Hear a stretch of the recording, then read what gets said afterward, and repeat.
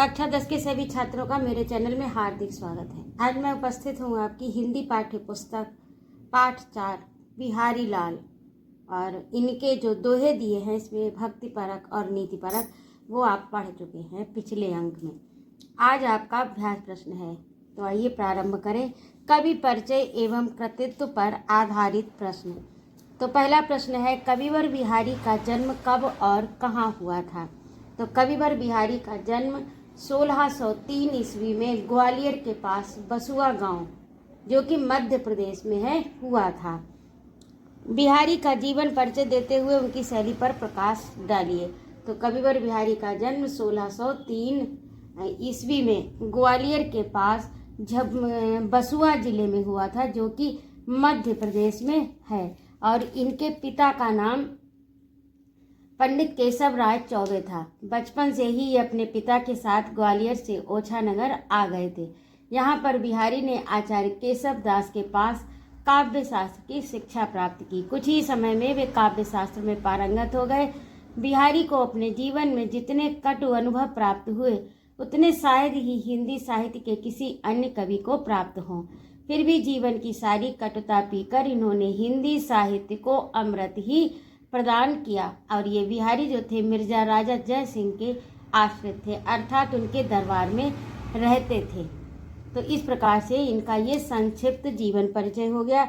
और इनकी शैली जो है वो कैसी है? मुक्तक काव्य शैली के अंतर्गत इन्होंने समाज शैली का विलक्षण प्रयोग किया है। दोहे जैसे छोटे छंद में इन्होंने गागर में सागर भर दिया। इनके लिए एक दोहा भी प्रचलित है।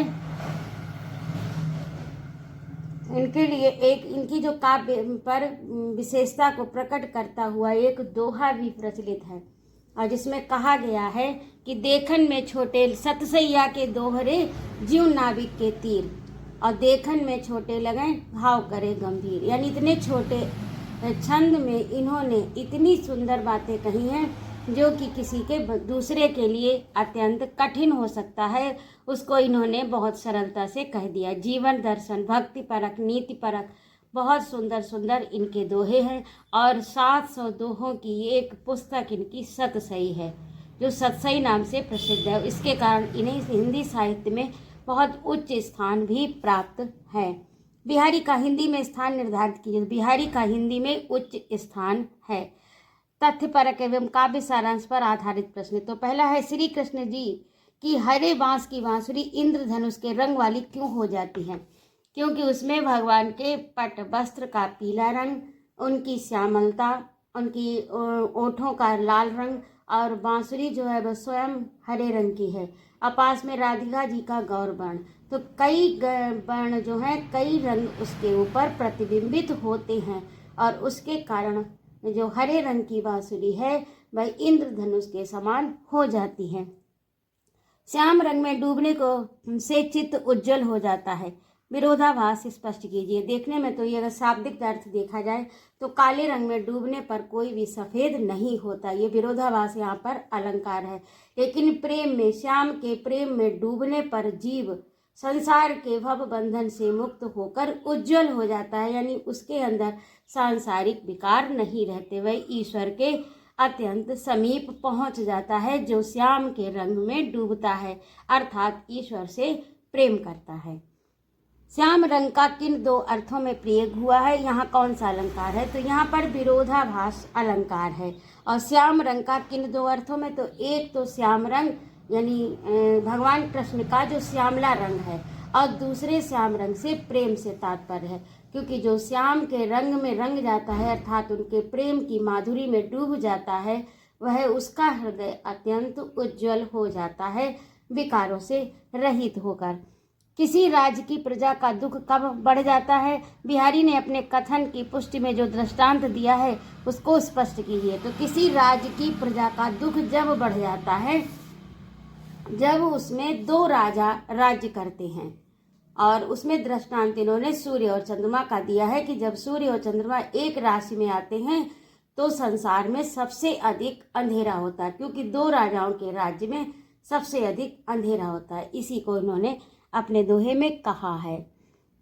बिहारी ने मनुष्य और पानी के नल की दशा को समान क्यों कहा गया? इन्होंने कहा है कि जिस प्रकार मनुष्य नीचा होकर अर्थात विनम्र होकर चलता है वह उतना ही समाज में सम्मान पाता है।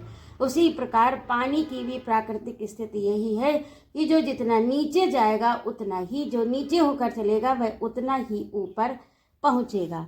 बुरा व्यक्ति जब बुराई छोड़ देता है तब हम शंकित हो जाते हैं। इस भाव की पुष्टि में कवि ने क्या दृष्टांत दिया है? तो इसमें कवि ने दृष्टांत दिया है कि जिस प्रकार मनुष्य बुराई छोड़कर अच्छे कार्य करने लगे तो समाज इस पर शंका करने लगता है, क्योंकि उसे विश्वास नहीं होता कि ये कार्य ये कैसे बदल गया। और उसका उदाहरण इन्होंने चंद्रमा से दिया है, क्योंकि जब चंद्रमा निष्कलंक उदित होता है तो पृथ्वीवासी ये संभावना करने लगते हैं कि पृथ्वी पर अब उत्पात निश्चित होगा, क्योंकि निष्कलंक चंद्रमा पृथ्वी पर उत्पात उत्पन्न करता है। अब अवश्य पृथ्वी पर उत्पात होगा, ऐसा जनश्रुति में कहा गया है और वही इन्होंने अपने दोहे के उदाहरण द्वारा प्रस्तुत किया है। बिहारी लाल की भक्ति भावना पर प्रकाश डालिए। तो बिहारी जो हैं वो कृष्ण के अनन्य भक्त हैं। इनकी पूरी रचना में कहीं पर भी ये कृष्ण को छोड़कर आगे बढ़ ही नहीं पाए हैं। इन्होंने जितने भी उदाहरण दिए हैं दर्शन का, भारतीय संस्कृति का, समाज में प्रचलित रीति रिवाजों का, या उनका विरोध करना या उनका खंडन करना, इन सब में जो भी इन्होंने कहना चाहा है तो अपने जितने भी कथन हैं उनमें ये श्याम के साथ ही खड़े दिखाई देते हैं।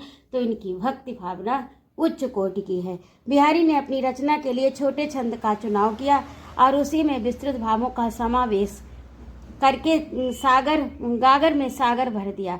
इस कथन की पुष्टि कीजिए, क्योंकि इन्होंने छोटे से छंद में अपनी बात को बहुत सुंदर ढंग से प्रस्तुत किया है। और उनके लिए दोहा भी प्रचलित है कि सतसैया के दोहरे जीव नाविक के तीर और देखन में छोटे लगे घाव करें गंभीर। यानी बहुत गहरी बात कहते हैं। यहाँ पर घाव से तात्पर्य हृदय को स्पर्श करना, यानी हृदय को छू जाती है इनकी बात। इस प्रकार से ये अपने छोटे से दोहे में इतनी सुंदर और इतनी गंभीर बात कह देते हैं जो अन्य कवि के लिए बहुत कठिन है।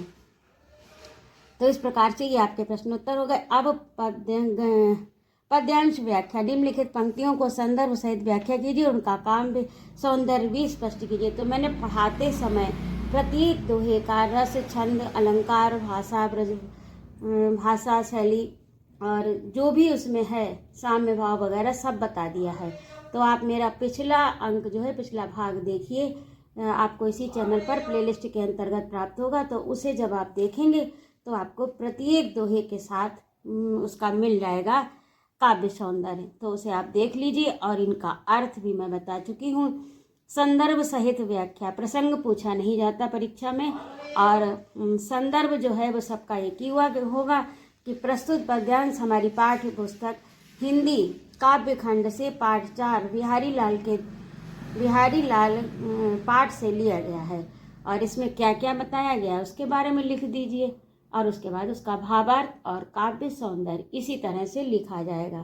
तो मैंने आपको समझा दिया है। और आप अब कक्षा 10 के विद्यार्थी हैं तो अपने शब्दों में लिखना प्रारंभ कीजिए, ताकि आपकी लेखन शैली का विकास हो। और यदि आपको कोई समस्या आती है तो मैं उसे लिखकर भी दे सकती हूँ।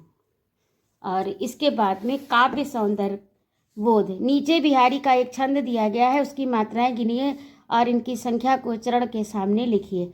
मेरी भव बाधा हरो राधा नांगर सोय, जा तन की झाई परे श्याम हरित दुति हो। तो मेरी में गुरु, ये गुरु का चिन्ह होता है। मेरी ये लघु का चिन्ह होता है, ये लघु मात्रा होती है यानी एक मात्रा गिनी जाती, और ये गुरु की मात्रा होती है यानी 2 गिनी जाती। तो मेरी और भव में इस तरह से बाधा हरो राधा ना गरी सोई और जा तन की झाई। अब जहाँ पर बड़ी मात्रा लगी होगी वहाँ पर गुरु हो जाएगा। पर है तो पा पे 1 मात्रा, रे पे 2 मात्रा। या मुँह हरित दुति होई। तो इस प्रकार से अब इस छंद का नाम लिखकर उसके सामने उसका लक्षण भी लिखिए। तो ये छंद जो है वो दोहा छंद है। यह दोहा छंद है। इस छंद का नाम दोहा छंद है और इसमें 13-11 मात्राएं होती हैं। 13-11 यानी पहले चरण में, पहले और तीसरे चरण में,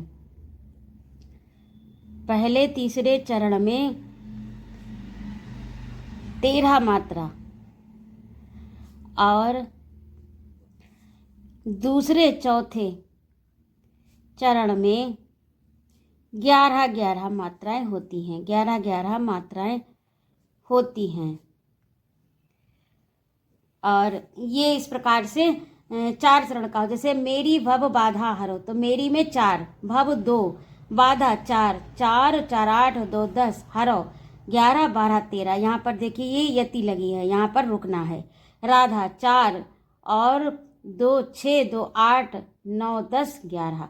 इसी प्रकार से इसमें भी है। जा यानी 2, तन 1 1, 2 लघु, फिर जा तन की तो 1 गुरु, होय तो 2 और 1। इस प्रकार से 13 यहाँ पर हो गई और 11 यहाँ पर। तो ये पहला चरण और ये चौथा चरण, 1 2 3 4, सॉरी ये पहला और तीसरे चरण में, पहला दूसरा तीसरा चौथा, जहाँ पर यति लगी है। तो पहले में हो गई 13 मात्राएं, इसमें भी 13 और इधर 11। और इसका अंत जो होता है वो गुरु और लघु से होता है, यानी होय सोय डार पात, इस तरह से होगा। पहले गुरु आएगा फिर, ये इसका सबसे बड़ा नियम होता है। इसमें ये नहीं कि गुरु अंत में नहीं आ सकता, नहीं तो छंद का विधान बिगड़ जाएगा। तो इस प्रकार से ये दोहा छंद का हो गया। छंद का नाम लिखकर उसके सामने उसका लक्षण भी लिखिए। निम्नलिखित दोहे के सामने उन दोहों में आए हुए अलंकारों के नाम लिखिए। तो ये जो है मैं आपको सब बता चुकी हूँ पिछले भाग में, जब मैंने आपको पढ़ाया है तो उसके साथ इसका काव्य सौंदर्य भी समझाया है। इसके उपरांत भी यदि आपको कोई समस्या हो तो कृपया मेरे कमेंट बॉक्स में लिखें, मैं आपकी समस्या दूर करने का प्रयत्न करूँगी। आज के लिए इतना ही। यदि आपको मेरी प्रस्तुति अच्छी लगी हो तो कृपया मेरे चैनल को सब्सक्राइब करें, लाइक और कमेंट करें तथा अपने मित्रों में शेयर करें। जय माँ भारत।